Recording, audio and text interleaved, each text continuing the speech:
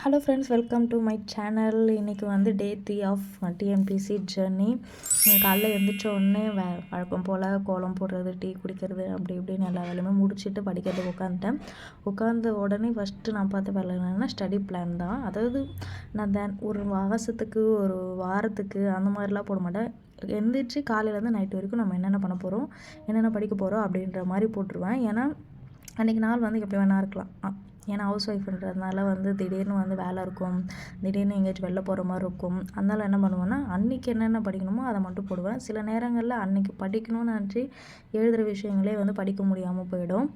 So அதனால் வந்து காலையிலேருந்து நைட்டு வரைக்கும் எந்தெந்த டைமில் என்னென்ன படிக்கணும், எப்பப்போ வேலை இருக்கும் அப்படின்னு எல்லாமே எழுதி வச்சுட்டு அதுக்கப்புறம் தான் படிக்கவே ஆரம்பிப்பேன். அப்போ தான் வந்து எனக்கு ஈஸியாக இருக்கும். ஒரு வேளை நான் படிக்கிறதுக்கு சோம்பேறித்தனம் பட்டாலும் இந்த ஸ்டடி பிளான் வந்து மூளையில் ஞாபகம் இருந்துகிட்டே இருக்கும். நம்ம ஸ்டடி பிளான் ஒன்று போட்டோமே, படிக்கணும்னு ஏதோ ஒரு இடத்துல ஒரு மாதிரி தள்ளிகிட்டே இருக்க மாதிரி இருக்கும். அதுக்காகவாது ஸ்டடி பிளான் போட்டு படிக்க ஆரம்பிங்க. நான் காலையிலே வந்து நேற்று படித்த தமிழ்நாடு பட்ஜெட், அதுக்கப்புறம் வந்து மத்திய பட்ஜெட், இது எல்லாத்தையுமே வந்து ஒரு முறை ரிவைஸ் பண்ணிட்டேன். நம்ம முன்னாடி நாள் படிக்கிறத இன்னொரு முறை ரிவைஸ் பண்ணணும். அப்படி இல்லைனா நிறைய ஸ்டடி மெத்தட்ஸ்லாம் இருக்குது. 2 நாளைக்கு ஒரு முறை, ஒரு வாரத்துக்கு ஒரு முறை, அந்த மாதிரிலாம் ரிவைஸ் பண்ணுவாங்க. யார் யாருக்கு எந்தெந்த மாதிரி வந்து வசதியாக இருக்கோ அந்த மாதிரி ரிவைஸ் பண்ணுங்கள். நான் வந்து இன்றைக்கி படிக்கிறேன்னா முடிஞ்சது நான் மறுநாள் ரிவைஸ் பண்ணுவேன். அப்படிலாம் ஒரு 2 நாள் கழிச்சு ரிவைஸ் பண்ணுவேன். ஆனால் கண்டிப்பாக ரிவைஸ் பண்ணணும். ஒரு விஷயத்த 10 முறைக்கு மேலே ரிவைஸ் பண்ணணும். ஏன்னா ஒன் வேர்டாக இருக்காது. இப்போ வர கொஷின்ஸ் எல்லாமே நிறைய வந்து ஸ்டேட்மெண்ட்டாக இருக்குது. அப்போது நம்ம நல்லா தெளிவாக ரிவைஸ் பண்ணி வச்சுருந்தா மட்டும்தான் அந்த ஸ்டேட்மெண்ட்டுக்கு வந்து நம்மளால் ஆன்சர் பண்ண முடியும். அப்படி இல்லைனா வந்து அந்த ஸ்டேட்மெண்ட்டில் கொடுத்துருக்க ஒவ்வொரு வார்த்தையுமே சரிதான் அப்படின்ற மாதிரி இருக்கும், நம்ம ஒழுங்காக ரிவைஸ் பண்ணாமல் போயிட்டா. ஸோ அதனால் வந்து எப்பவுமே ரிவைஸ் பண்ணுறது வந்து ரொம்ப முக்கியம். ரிவிஷன் பண்ணுறத கண்டிப்பாக பண்ணுங்கள். படிங்க, திரும்பவும் படிங்க, திரும்பவும் படிங்க, திரும்பவும் படிங்க. அதுதான் வந்து டிஎன்பிசியில் வந்து ரொம்ப ரொம்ப முக்கியம். அதை முடிச்சுட்டு அதுக்கப்புறம் வந்து பாலிட்டி படிக்க ஆரம்பித்தேன். என்னால் வந்து எல்லாமே வீடியோ எடுக்க முடியாது. சிலதெல்லாம் மட்டும்தான் வீடியோ எடுக்கிறேன். ஏன்னா என்னோடய நோக்கம் என்னென்னா நான் தினமும் படிக்கணும். அதுக்கு எனக்கு ஒரு மோட்டிவேஷனாக இந்த வீடியோ இருக்குதுன்னு நான் நம்புகிறேன்.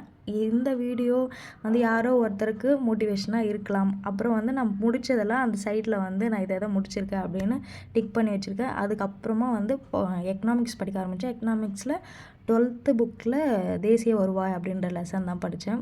ஒரு 11 மணி 12 மணி அந்த மாதிரி படித்தப்போ சரியான காற்று, நல்ல காற்று. இந்த வெயிலுக்கு அந்த காற்று வந்து ரொம்ப இதமாக இருந்துச்சு. ஆனால் வெயில் சொல்கிற மாதிரி இல்லை, சும்மா போடு. நான் என் பையனை கூட்டிகிட்டு வந்து சாப்பாடு ஊட்டும் போதே வந்து சைடில் ஃபோன் வச்சுட்டே வந்து கரண்ட் அஃபேர்ஸ் வந்து பார்த்துட்டேன். சஞ்சு கரண்ட் அஃபேர்ஸ் அந்த யூடியூப் சேனலில் தான் பார்த்துட்டேன். அதுக்கப்புறம் வந்து திருக்குறளும் அப்படியே படித்து முடிச்சிட்டேன். அதை நான் சொன்ன மாதிரி எல்லாமே வந்து வீடியோ எடுக்க முடியலை என்னால். சிலதெல்லாம் மட்டும்தான் வீடியோ எடுத்திருக்கேன்.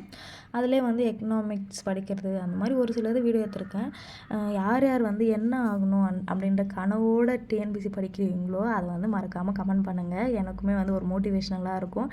நான் வந்து குரூப் 1 குரூப் 2 ரெண்டுமே படிக்கிறேன். என்னோடய எய்ம் வந்து கண்டிப்பாக வந்து குரூப் 1ல் டெப்யூட்டி கலெக்டர் ஆகணும் அப்படின்றது தான்.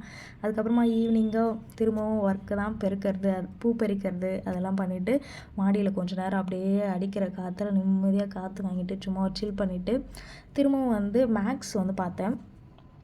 மேக்ஸ்க்கு வந்து இப்போ நான் சரி நம்ம பேசிக்ஸ்லேருந்து போயிடலாம். ஏன்னா வந்து ரொம்ப கேப் ஆகிடுச்சு. எப்பயுமே வந்து நம்ம படிச்சுட்டே இருக்கோம், சடனாக ரொம்ப கேப் விட்டுட்டோம் அப்படின்னா நம்மளுமே வந்து ஒரு ஃப்ரெஷர்ஸ் தான். நான் ஏற்கனவே படித்தேன் அப்படின்றதே இருக்காது. ஏன்னா எல்லாமே வந்து மறந்துட்டுருக்கோம். திரும்பவுமே புதுசாக படிக்கிற மாதிரி தான் இருக்கும். இந்த வீடியோ உங்களுக்கு யூஸ்ஃபுல்லாக இருக்கும்னு நினைக்கிறேன். லைக் பண்ணுங்கள், சப்ஸ்கிரைப் பண்ணுங்கள். நம்ம நாளைக்கு பார்க்கலாம்.